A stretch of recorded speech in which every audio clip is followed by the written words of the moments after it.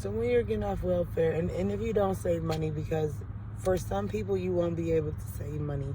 It is, excuse me, illegal to save any amount of money if you're receiving Social Security or government assistance, paying your rent, public housing, Section 8.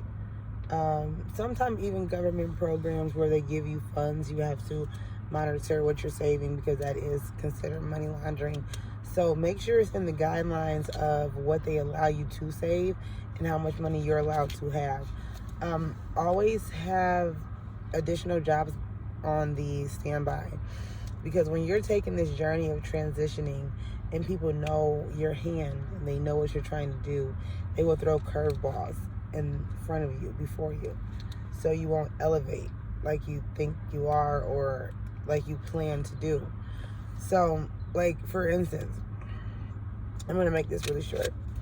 I was working at this job or whatever, and they were understaffed, and I needed the hours, being that I'm just now getting to the point where I want to let that go and kind of do my own thing so I can make money and save money, to where I'm not like, oh my God, I can't save money, or oh my God, I'm waiting check to check, or I'm waiting on funds, or I'm waiting for maybe a program to help me or to get into somewhere.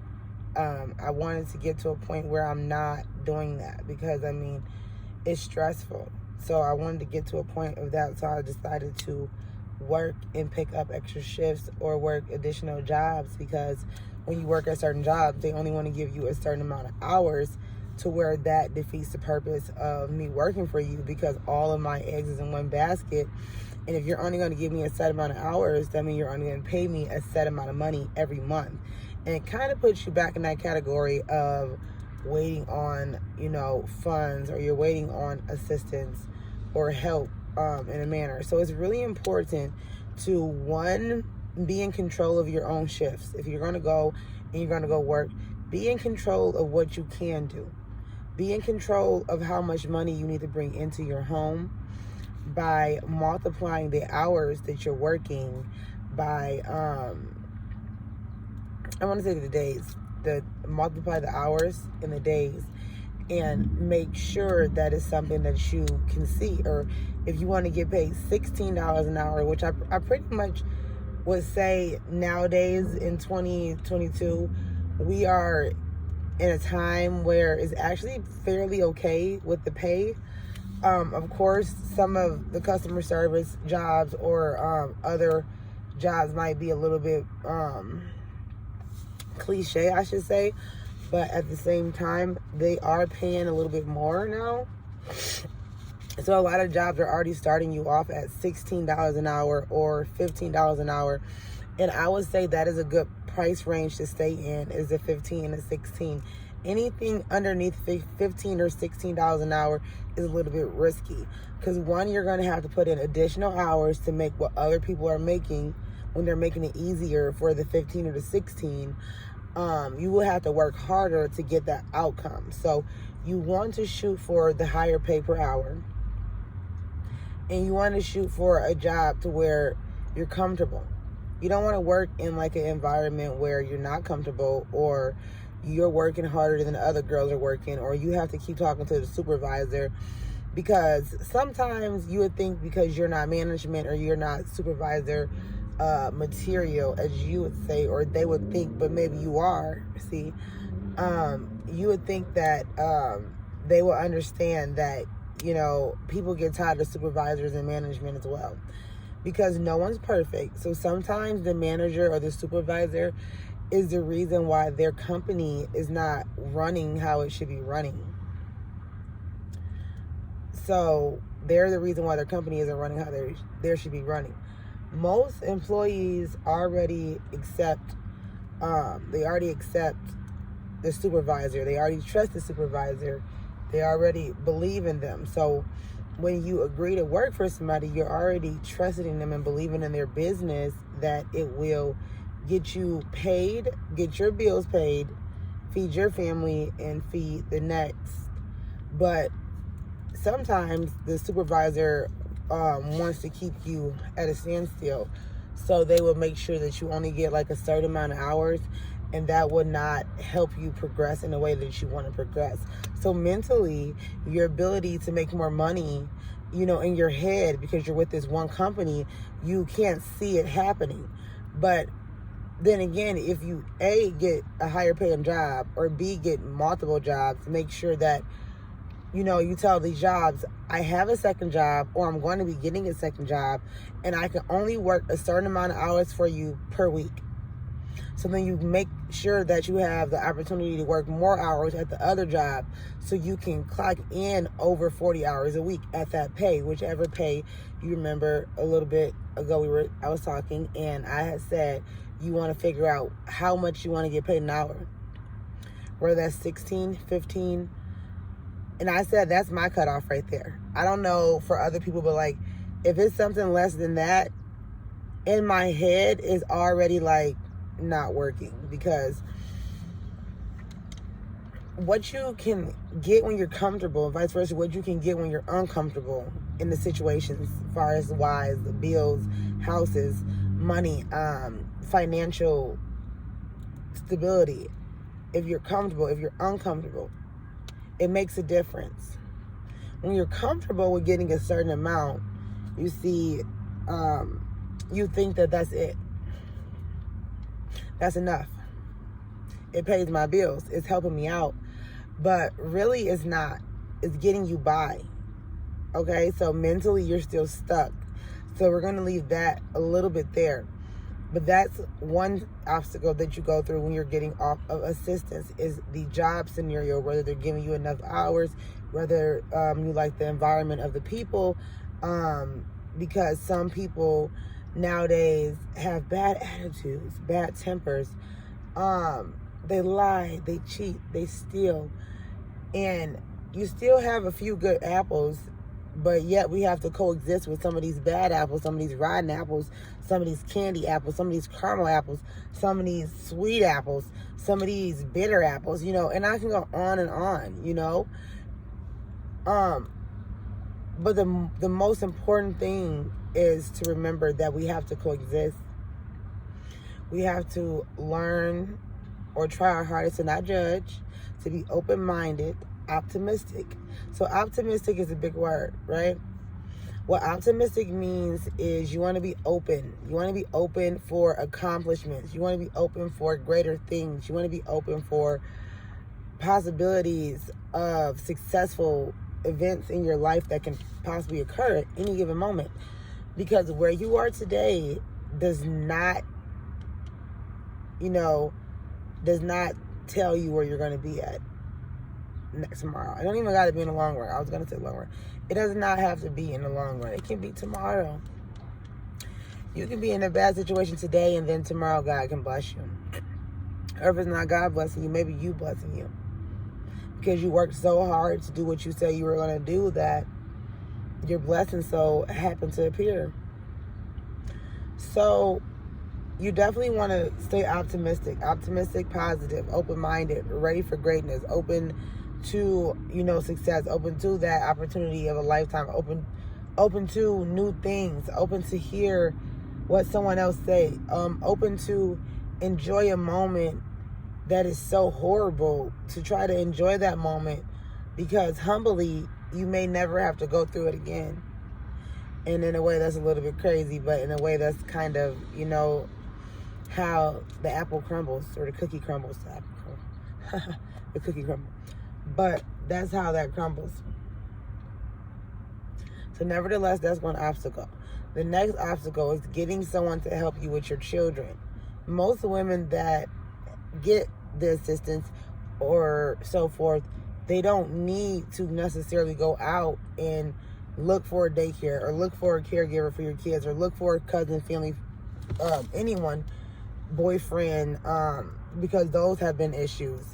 You can't even leave your kid with, someone that you consider you're dealing with, because, and that's a whole nother conversation for a whole nother day, but I'm just going to say that it can't happen. So you can't just leave the kiddos at home. You can't necessarily find a good daycare babysitter that's not going to charge you $400 a week or more, which you're working doubles and triples to pay for daycare. Or you're working doubles and triples to give money to a relative that know that your intentions is to be independent and self-efficient without assistance, but yet and still they're still desiring that income as well from you to partake in what they have going on. So it's like it's a circle of like a little stress for a little while, just for a little while. It's almost like, oh my God, it's this, and that. Well, be patient because you're still learning. You're still learning and you're still figuring it out. And nothing that's easy gonna come. Nothing that's good in life will come easy. Nothing that's good in life will come easy. So you remember that. You're crying, you're sweating, you're breaking down. You're learning. You're progressing.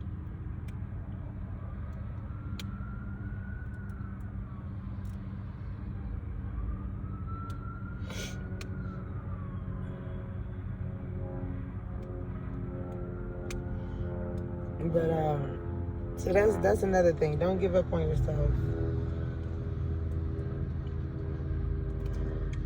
I hate when I'm in my car and I'm recording, or when I'm in my car doing something and someone comes and pull right up on me instead of parking somewhere else where there's so many parking spots. And the only one that you desire is the one by me. It happens every time. So anywho, sorry I'm not looking that nice today, you guys, but we're going to get some of these videos up. It's going to be video after video after video.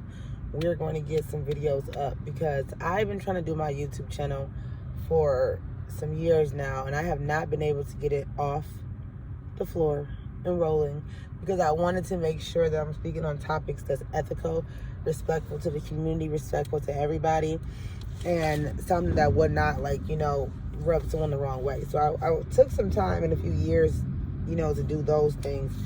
But I do have a few old videos and a few things or what so forth that I can still kind of talk about or whatever it wouldn't be too character damaging, or I don't have to put no names on it. So I'm going to always be respectful to every human being, because regardless if I did something wrong, I would want somebody to see the good in that situation.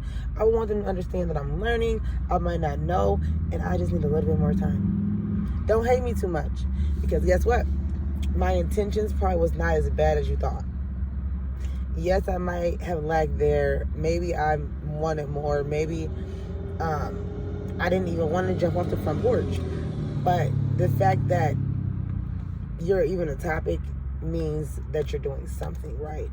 And that's better than being like a mute or a car booty or someone that, just doesn't even give a care about life or what someone else has to say. I don't want to learn. I don't care. It doesn't matter. Life's too short. At least you're open-minded. So we're going to wrap this video up because it's going to be probably a little bit long. It's looking like it's going to be a little bit long. So the money situation, the jobs, the supervisors, the support, and the healthcare. We're going to talk about healthcare too. I end up going to the ER to get a bump pulled off the back of my ear. I'm going to show you guys.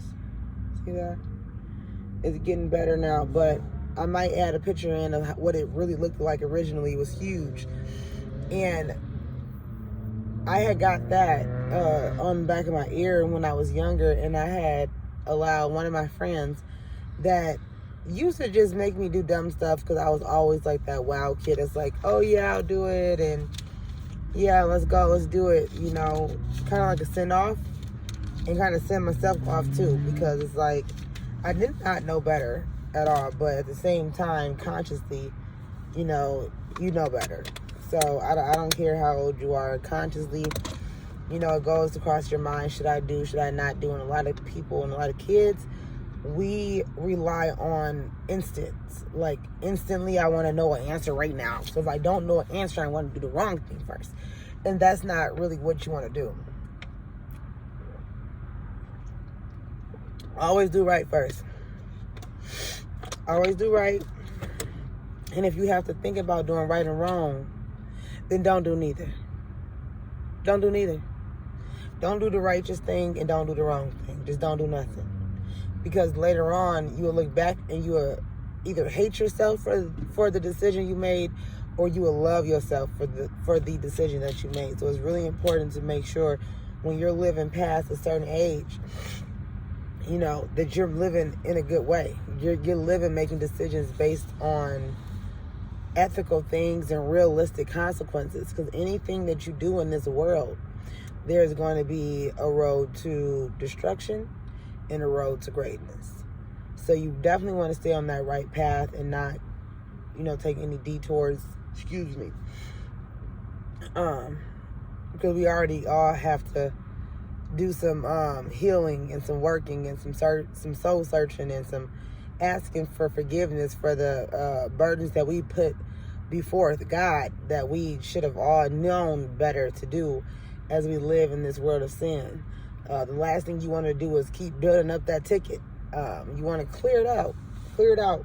So when you do get to the gates, you'll be more ready and you'll be more prepared on actually, you know, getting a fair chance to speak your piece, and hopefully it's genuine. So, yeah, basically that's what I had to talk about, you guys. It's the medical bills. You want to make sure to have some type of insurance when you're getting off of welfare. Because, I mean, it's a lot of single moms that get the shame talk about being on welfare or accepting this or needing that, or, you know, being broke, struggling, not having it, falling short. While others sit and brag about the things that they're getting and talk about you, even though you never said one word about it because you were humble. So in those moments, you have to remember that everybody is not the same, but some people just need a little bit of humble pie. They need a little bit of humble pie. When they get into them situations that you've been into, they will understand exactly why you were like how you were, why you handled a certain situation, how you handled it. But the medical bills was a big one. Like I said, I went to the emergency room, you guys, and I had them take the thing off my ear and all this craziness. So they cut my ear off. They gave me some super shots with needles and all that bull crap to numb it all up, which I handled it really well. I was just like sitting there like, and they were like, "You ready?" And I was like, and like, so everything was fine. I'm gonna have to stop my video and start it back up, you guys. I'm sorry. I have somebody just pull up by me and being very irritating, so I'm gonna call back. Not call back, but I'm gonna come back in 5 minutes.